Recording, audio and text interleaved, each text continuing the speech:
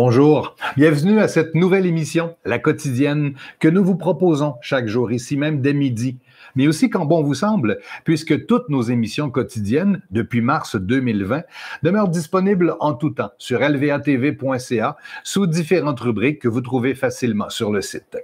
Nous sommes presque en haute saison estivale et l'équipe de LVA est en sortie. La semaine prochaine, Yannick Patelli et Denis Cotin proposeront quelques émissions ayant comme thématique le fromage. Nous visiterons la fromagerie du Presbytère, la fromagerie de la Station et celle de la Nouvelle-France.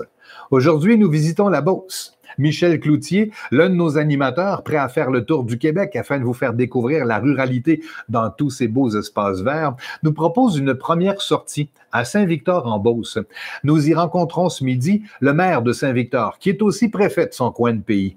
Rencontre avec Jonathan V. Bolduc et visite en Beauce ce midi. Bon visionnement.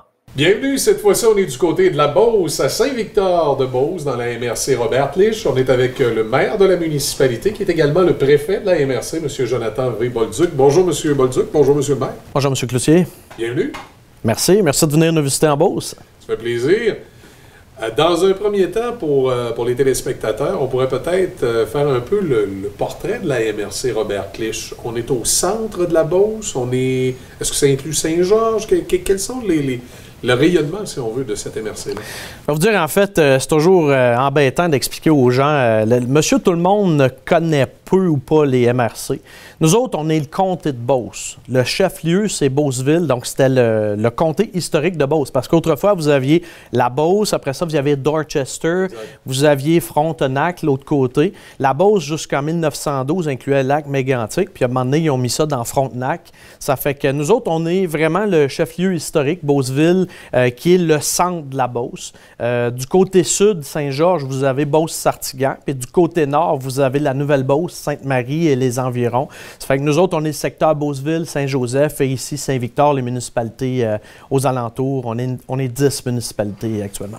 Alors vraiment central et les deux municipalités de Saint-Georges, Sainte-Marie, qui sont des fois, on va dire, les plus connues à l'extérieur de la Beauce, ne sont pas dans cette MRC-là.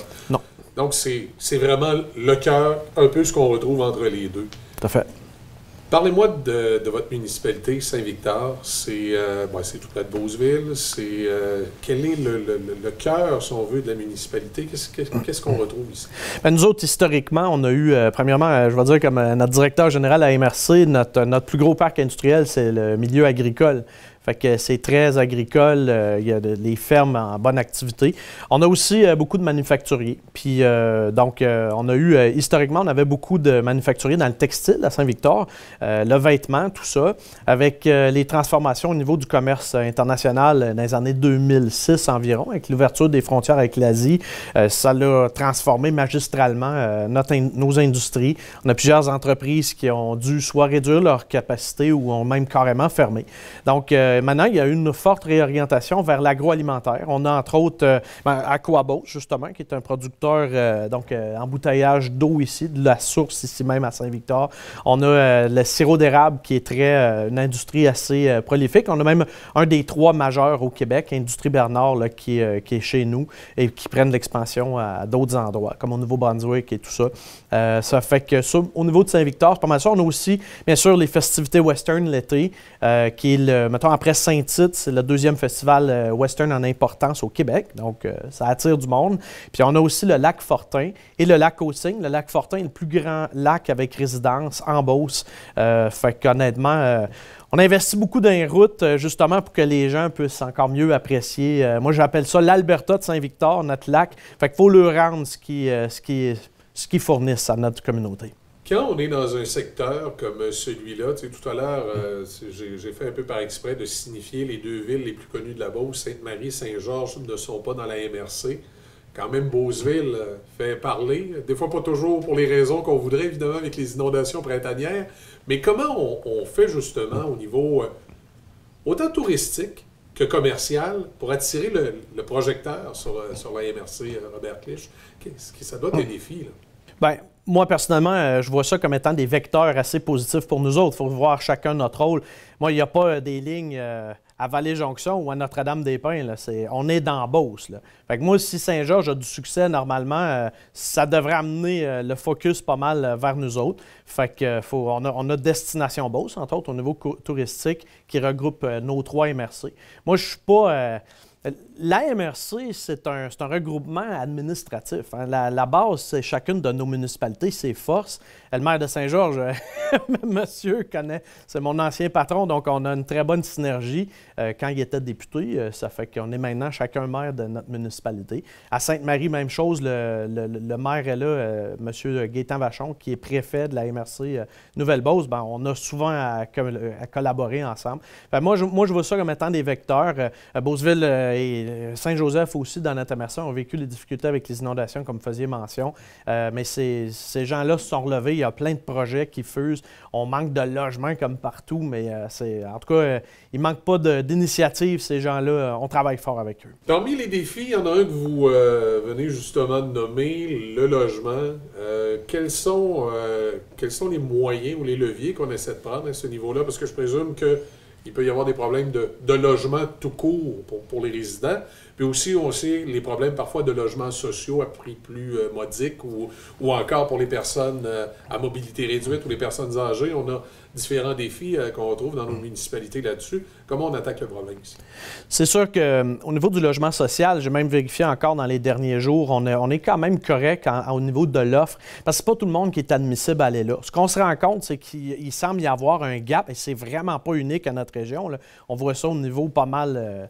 même national, il semble y avoir un gap entre les personnes qui sont admissibles au logement social et les personnes qui, dans notre secteur, mettons un logement à 700-800$, c'est pas mal un logement standard, même un peu excellent.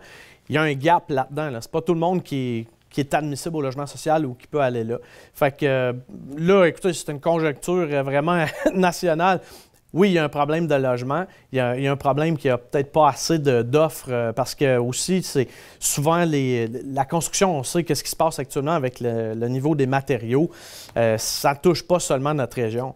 Je dirais qu'un problème qui est plus criant, c'est au niveau de la disponibilité de la main-d'œuvre. Ça, c'est magistral actuellement. Les chiffres, nous autres, on est un peu biaisés parce qu'on rentre dans Chaudière-Appalaches. Mais la Beauce, on est en deçà de Chaudière-Appalaches pour le taux de chômage. Donc, on multiplie les efforts actuellement pour attirer des travailleurs de d'autres pays pour venir bonifier notre main-d'œuvre. C'est vraiment, ça, c'est un gros défi. Puis c'est ça sur quoi on travaille. On a des embûches avec... Le fédéral dit que c'est pas lui, le provincial dit que c'est pas lui, mais nous autres, on est pognés avec le problème. Ça, c'est très concret, là. Quelles sont justement ces problématiques-là qui sont le plus souvent rencontrées avec les paliers de gouvernement?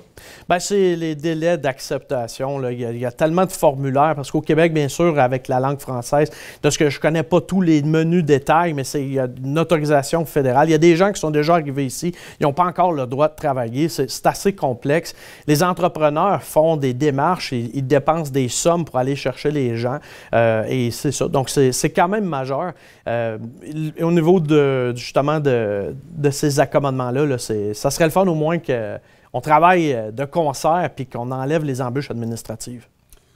Effectivement, la lourdeur administrative vient créer beaucoup de problèmes dans nos régions et on le voit. Autre problématique, et encore là, les interventions gouvernementales des dernières années ne semblent pas toujours avoir porté fruit. Vous avez dit tout à l'heure, notre plus grand parc industriel, c'est probablement l'industrie de l'agriculture.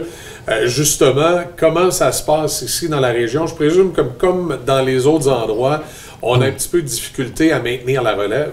Ça semble un défi aussi ici comme ailleurs. La relève, évidemment, c'est une vocation, être agriculteur. C'est vraiment une vie, c'est de quoi. Ce qu'on voit aussi, c'est qu'il semble y avoir des problèmes au niveau avec comme je donne un exemple, la CPTAQ. Moi, j'ai un cas typique qui veut être agriculteur, veut s'installer sur la terre familiale et il veut pas, on parle pas de faire un développement résidentiel, là, bâtir une maison pour sa blonde puis leurs enfants en cours de route. Parce que le gars, il travaille, il est Beaucerons, donc il travaille, il n'y a pas de PCU ici. Là. Il s'en va, il décide de se bâtir une maison, mais il n'a pas le droit parce que vu qu'il travaille 50% et plus de son temps actuellement dans la construction, il faudrait qu'il s'aille absolument dans le milieu agricole à 100% pour avoir le droit de s'établir selon ce qu'on nous a dit. Un autre prend la relève de la cabane à sucre de son grand-père et lui, il vit dans le coin de Montréal, mais donc il s'établit de quoi? Il veut se faire un beau domaine puis exploiter l'érable. Il ne peut pas se bâtir une chambre à coucher. C'est toujours compliqué. Ça fait que là, il amène une roulotte. Tu sais, c'est le genre de gamique de même. On a parlé avec le ministre au niveau de l'Agriculture l'autre semaine, au niveau de la table des préfets, mais tout le monde reconnaît, mais je ne sais pas s'il y a un plan d'action. Le gouvernement Legault, j'admire sur bien des affaires, sont en mode action. On voit, ils payent sur le gaz, puis ils règlent des affaires. Mais ça, il y a un méchant défi là-dedans. Il faut que l'agriculture, il faut que les lois soient là pour le monde. Puis pendant ce temps-là, vous avez des terres à Sainte-Julie puis Belleuil qui sont dézonées à perte de vue. Expliquez-moi ce qui se passe là-dedans, que dézoner le 2 % de terre le plus productif au Québec, ça, c'est correct. Puis nous autres ici, nos terres de roche, on se fait barrer juste pour faire des projets qui permettraient à ces gens-là de faire apprécier la terre par leur famille. On demande 0 cent de subvention. C'est juste de dire, regarde, pouvez-vous slacker un peu, puis ça prend 1 an à CPTAQ. Ça finit pas. C'est décourageant.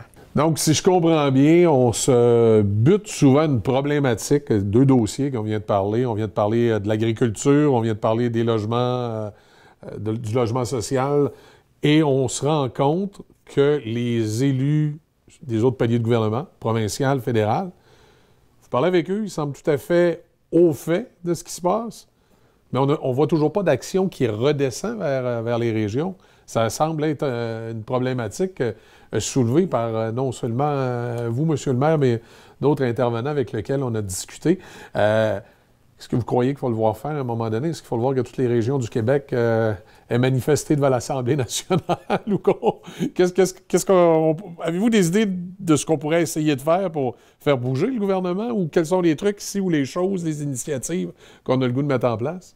En fait, en gros, je vous dirais ce qu'on dit souvent dans Beauce, en fait, c'est au gouvernement, là, c'est pas qu'est-ce que tu peux faire pour moi, c'est nuis-moi pas. C'est ça qu'on pense dans Beauce. Le moins qu'on a de bâtons dans les roues, généralement, c'est le mieux qu'on peut avancer. Dans les 2 cas que je vous parle, c'est pas de demander de faire un programme, c'est de dire donnez-nous du lousse un peu. Je pense que, par exemple, au niveau du logement, si les promoteurs, ce que j'ai entendu dans la littérature, ce que j'ai vu un peu, c'est que peut-être dans les années 60-70, on voit à Québec, à Montréal, il y a plein de logements qui étaient disponibles. Apparemment qu'il y avait au niveau de l'impôt, au niveau fiscal, il y avait des incitatifs que les gouvernements faisaient. Donc, s'il y a une construction, je ne sais pas s'il y avait comment que les taux étaient faits ou comment ça se matérialisait, mais il y aurait probablement de quoi faire là-dessus. Au niveau, par exemple, agricole, je pense qu'il faut enlever un peu des barrières. Les intervenants, les députés qu'on a ici sont totalement de bonne foi. C'est du monde en plus qui connaissent très bien ce domaine-là. Au niveau fédéral, on a M. Richard Lehoux, qui a été président de la FQM, puis qui est lui-même agriculteur. Là, ça fait qu'on a des intervenants là, qui comprennent bien là-dessus. Puis au niveau provincial, c'est M. Luc Provençal, qui était lui-même maire et préfet avant moi. Là. Fait que non, ça communique assez bien à ce niveau-là.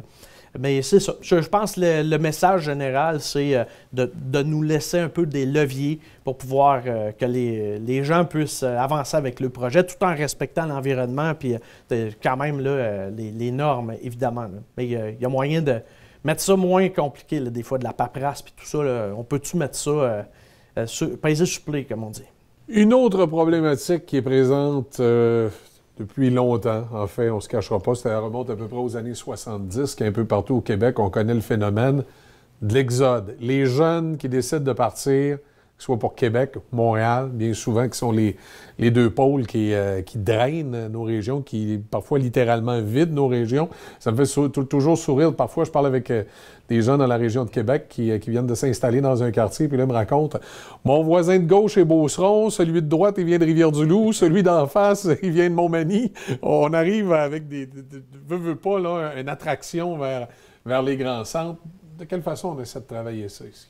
Ça aussi, c'est de quoi qui touche beaucoup de régions, la plupart des régions. Je dirais qu'une chose qui change la donne là-dedans, c'est avec ce qu'on voit actuellement avec le télétravail qui a connu une progression fulgurante.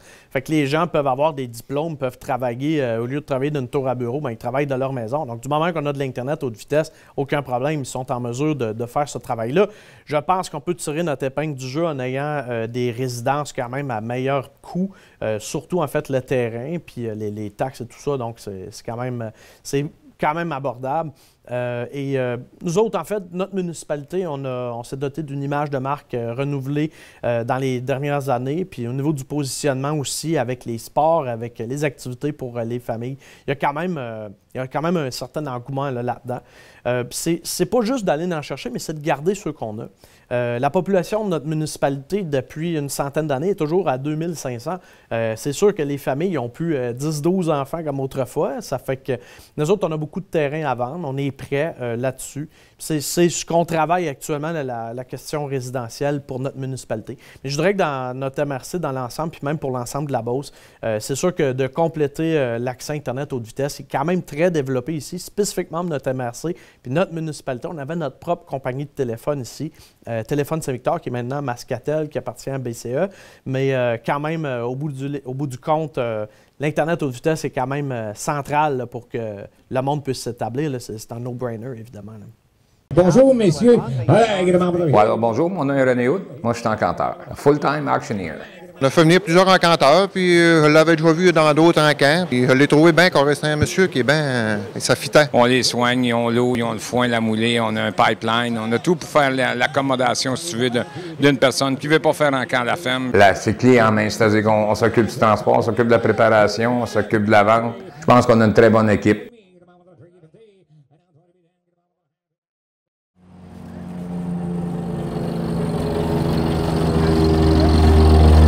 Aïe, aïe, aïe! C'est écœurant. Aïe, aïe, aïe!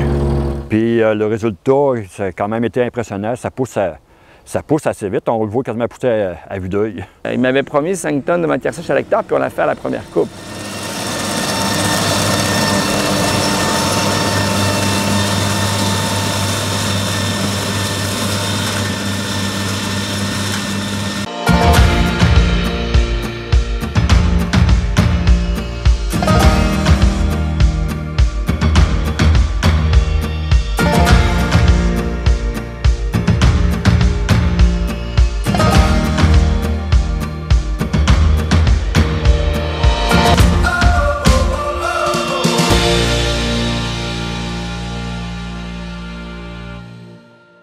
Souvent, les défis pour les municipalités, c'est évidemment toujours la fiscalité, les finances, comment ça se passe. Pour la MRC Robert Lich, spécifiquement peut-être votre municipalité à Saint-Victor, est-ce qu'en général, on s'en tire bien? Est-ce qu'on a des municipalités endettées ou...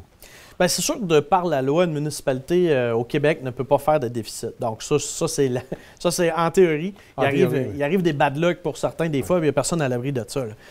Moi, je dirais, quand on s'est présenté en 2013, quand je me suis fait élire, j'ai présenté une équipe, tout d'abord. Donc, j'ai présenté toutes les personnes, vous voyez ici, les noms, c'est des gens que j'ai présentés. Donc, c'était, mettons, vous aviez, mettons, Louis Sénécal, équipe Bolduc sur le bulletin de vote.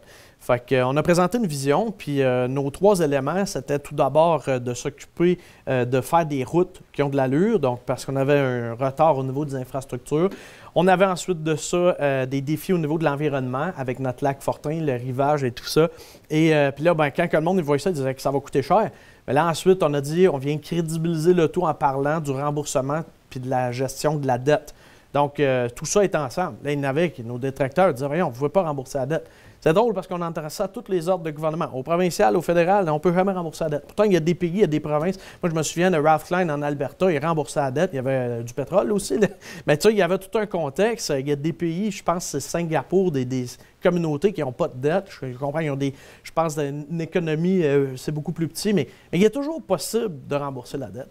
Moi, j'avais comme exemple Michel Duchesneau, qui était maire de Granby à la fin des années 90. Puis je me souviens, j'étais au secondaire, puis il disait hey, ils ont remboursé la dette. Mais c'est faisable. Donc, pourquoi qu'à notre échelle, on a moins de revenus, mais on a moins de dépenses aussi?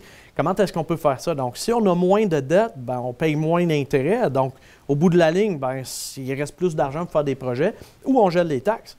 Donc, nous autres, ça fait 5 ans qu'on a le même taux de taxe parce qu'on a été capable justement de finaliser des projets. Puis on va chercher aussi toutes les subventions. Puis ça, c'est pas demandé à charité, c'est nos propres impôts qu'on a déjà donnés à ces ordres de gouvernement-là. Très heureux, M. Trudeau, M. Legault, ils donnent le go ces subventions. Mais c'est ça, je pense qu'il faut présenter de quoi parce que le citoyen a toujours des doutes à dire où va mon argent. Puis au moins, quand on fait de l'asphalte puis qu'on fait des travaux avec la route de manière durable, je pense que c'est du concret. Nous autres, en tout cas, c'est une formule qui semble être appréciée. Puis personnellement, je vous dirais aussi, avec les réseaux sociaux, j'essaie de m'ajuster. On présente ce qu'on fait à la population. Généralement, les gens apprécient. Il y a des affaires, des fois, qui disent « Hey, vous avez telle affaire. » Oh, on s'ajuste. C'est bidirectionnel, ça. C'est une conversation qu'on a avec le monde. En terminant, bien, il y a on connaît bien le dynamisme des Beaucerons et on remarque beaucoup de jeunes personnalités qui proviennent de la Beauce, qui se retrouvent en politique. Déjà qu'en Beauce, des fois, on votait pas toujours comme ailleurs. On y allait avec des députés indépendants ou autres. Est-ce que c'est toujours le cas? Est-ce qu'il y a toujours ce dynamisme-là? D'ailleurs, vous, M. le maire, je pense que ça fait un petit bout de temps que vous êtes autour de la politique. Vous êtes relativement jeune aussi. Ben, je suis rendu à 42 ans. C'est sûr que, je veux dire, je me fais dire ça encore, mais j'aime la politique depuis que j'étais au primaire. Mon père, les profs à l'école, on parlait de ça. J'ai toujours aimé ça. Ben, je dirais qu'il y a d'autres maires aussi qui sont quand même assez jeunes. Je pense à mon ami Martin Saint-Laurent à Saint-Simon. Lui, est autour de 28 ans. Non, une non-gang là, à Courcelles aussi. C'est pas des grands-pères, là, si on veut, mais c'est ça une société. Il y en a qui sont plus âgés, il y en a qui sont plus jeunes. Puis oui, Samuel, c'est une vedette montante. Au provincial, oui, effectivement. Oui. Donc, je pense que ça démontre bien ce dynamisme. Merci beaucoup. Bien, merci de votre visite, puis à bientôt. À bientôt.